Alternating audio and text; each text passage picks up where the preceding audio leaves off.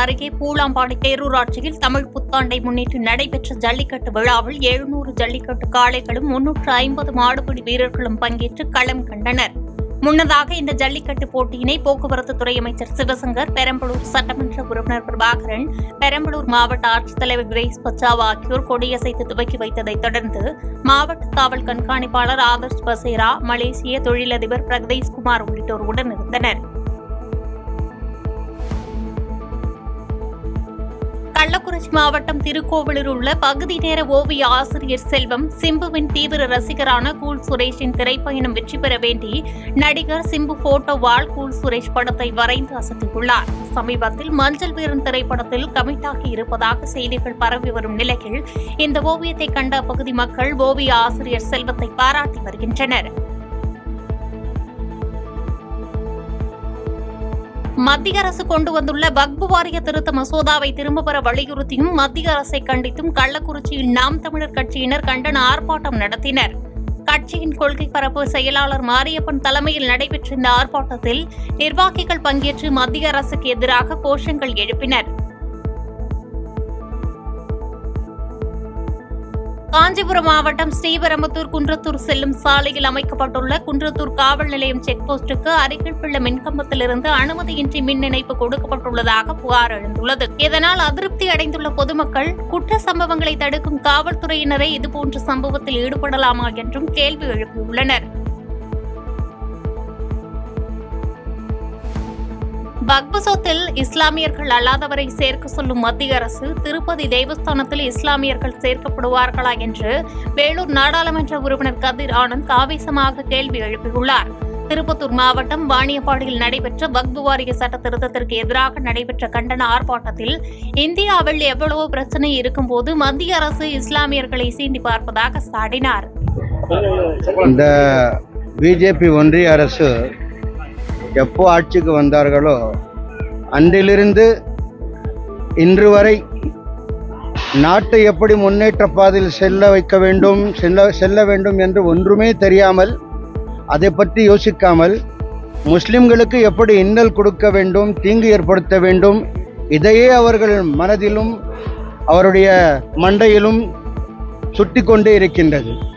அதனால் ஒன்றல் பின் ஒன்றாக ஏதாவது ஒரு சட்டம் முஸ்லிம்களுக்கு எதிராகவே கொண்டு வருகிறார்கள்.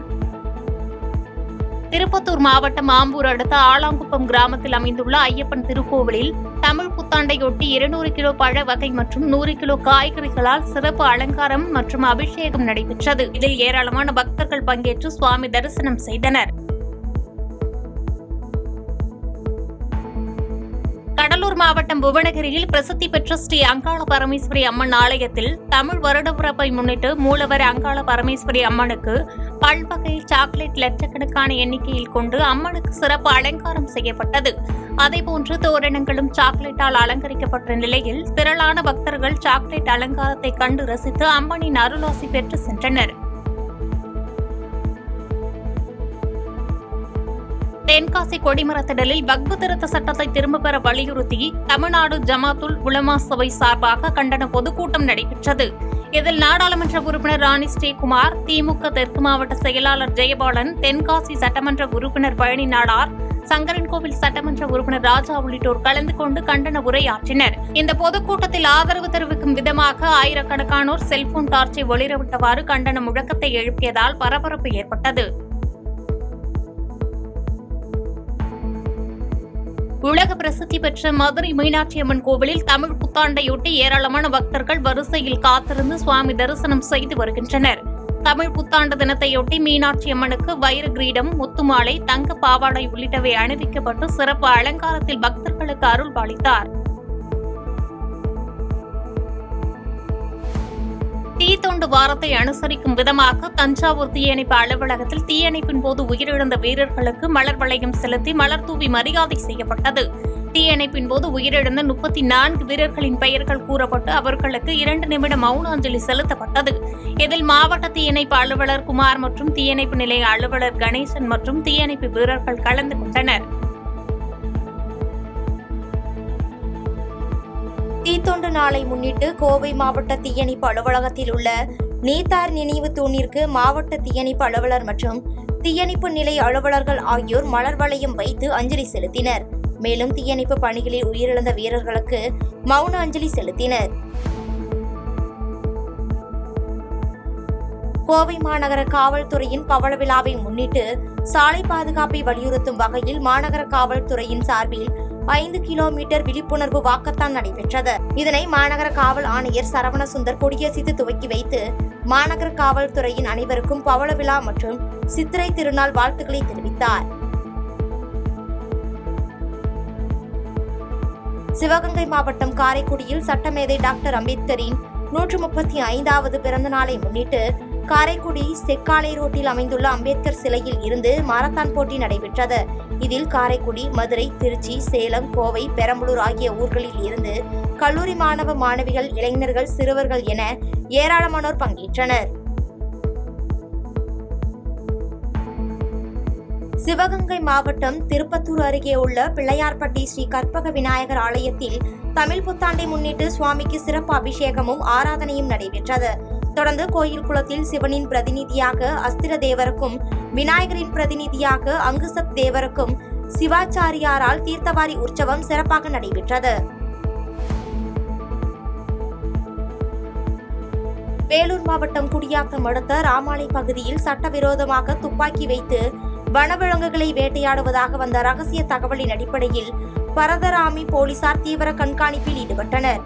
அப்போது ஸ்ரீராமுலு என்பவரது வீட்டில் நாட்டு துப்பாக்கி இருந்தது தெரியவந்த நிலையில் நாட்டு துப்பாக்கியை பறிமுதல் செய்து ஸ்ரீராமுலுவை கைது செய்து விசாரணை மேற்கொண்டனர். விசாரணையில் அவர் வனவிலங்குகளை வேட்டையாடுவதற்காக நாட்டு துப்பாக்கியை சட்டவிரோதமாக வைத்திருந்தது தெரியவந்தது.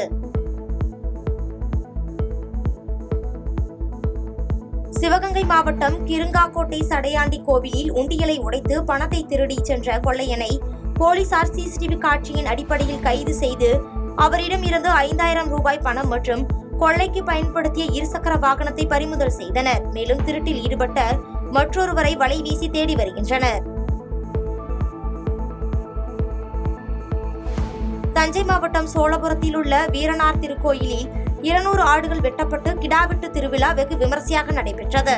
இதில் கோனூர் நாட்டை சுற்றியுள்ள 32 கிராமத்தைச் சேர்ந்த சுமார் 10,000 பேர் கலந்து கொண்டு வீரனாரை வழிபட்டு அசைவ உணவை அருந்தினர். நோ ஹெல்மெட் நோ ரைடு என்ற தலைப்பில் இருசக்கர வாகன ஓட்டிகள் ஹெல்மெட் அணியாமல் வாகனத்தை ஓட்ட வேண்டாம் என்று விழிப்புணர்வு ஏற்படுத்தும் வகையில் ஆட்டோ பேரணியை செம்மஞ்சேரி போக்குவரத்து உதவி ஆய்வாளர் கருணாநிதி கொடியசைத்து துவக்கி வைத்தார். இதில் சுமார் 150 ஆட்டோக்கள் ஒன்றன் பின் ஒன்றாக பேரணியாக சென்று பொதுமக்களுக்கு விழிப்புணர்வை ஏற்படுத்தின.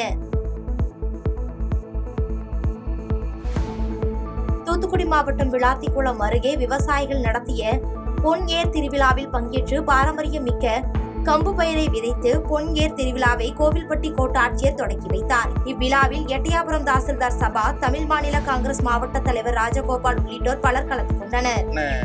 பொன்னேர் கட்டும் திருவிழாவானது எங்கள் கிராமத்தில் இன்று காலை சிறப்பாக நடைபெற்றது. இந்த விழாவினை கோட்டாட்சியர் அவர்களும் மதிப்புக்குரிய வட்டாட்சியர் அவர்களும் வந்திருந்து துவக்கி வைத்தார்கள் என்பதிலே எங்கள் கிராமத்திலே அனைவரும் மகிழ்ச்சி அடைகின்றோம்.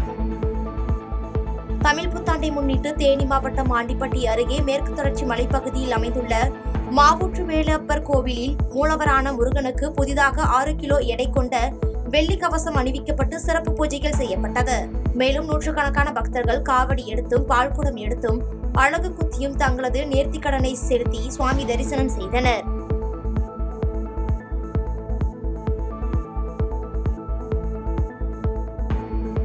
செய்திகளை உடனுக்குடன் தெரிந்து கொள்ள கீழ்கண்ட கேபிள் மற்றும் டிடிஎச் நெட்வொர்க்குகளில் எம்நாடு செய்தி தொலைக்காட்சியை காணுங்கள்.